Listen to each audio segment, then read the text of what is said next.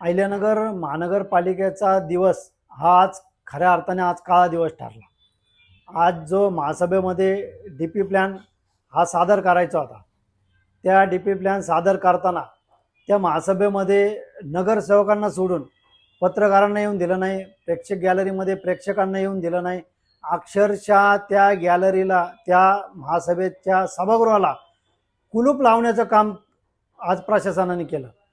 मग मला या ठिकाणी असं म्हणायचं की एखाद्या बंद दाराआड म्हणताच येणार नाही, कुलूप लावून आतमध्ये जी चर्चा केली जाते ती एक तर चोरी असते किंवा एक तर त्या ठिकाणी डील केली जाते। माझा तर सरळ आरोप आहे, याच्यामध्ये या नगर शहराची या काही नगरसेवकांनी चोरी केली, प्रशासनाला हाताशी धरून नगर शहराची चोरी केली व काही ठिकाणी डील केली।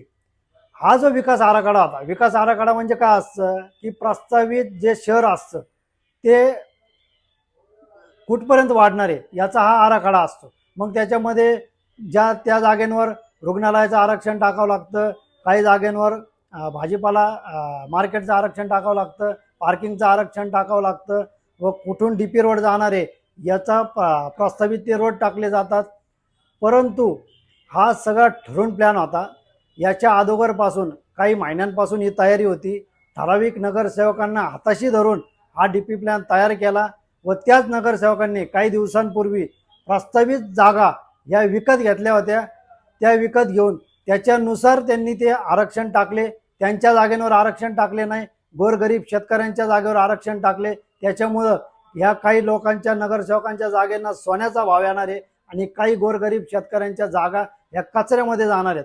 मग त्या शेतकऱ्यांच्या जागेवर जाणून बुजून हे आरक्षण टाकणार आहेत, काहींच्या जागेवर रुग्णालयाचं टाकतील, काहींच्या जागेवर भाजी मार्केटचं टाकतील व ज्या नगरसेवकांनी जागा खरेदी केल्यात त्या जागेवर किंवा सत्ताधाऱ्यांनी ज्या जागा खरेदी केल्या त्या जागेवर आरक्षण पडणार नाही। येणाऱ्या काळामध्ये यांनी ज्या जागा 5 लाख रुपयाला विकत घेतल्या त्याच जागेंचे येणाऱ्या काळामध्ये 50 कोटी रुपये होणार आहेत। माझा सरळ आरोप आहे की ही जाणून बुजून नगरसेवकांची चाललेली लूट आहे। आज जर विकास आराखडा डीपी प्लॅनच्या जर सभा जर तुम्ही पाहिल्या असेल, मुंबई पालिका असेल, पुणे महानगरपालिका असेल, लाईव्ह दाखवतात। मग तुम्हाला काय भीती होती, प्रशासनाला काय भीती होती, आयुक्तांना सुद्धा काय भीती होती, महापौरांना सुद्धा काय भीती होती, हे लाईव्ह दाखवणं गरजेचं होतं। माझा तर सरळ मी बोललो की ही सरळ एक तर चोरी होती, नाही तर एक तर ही डील होती।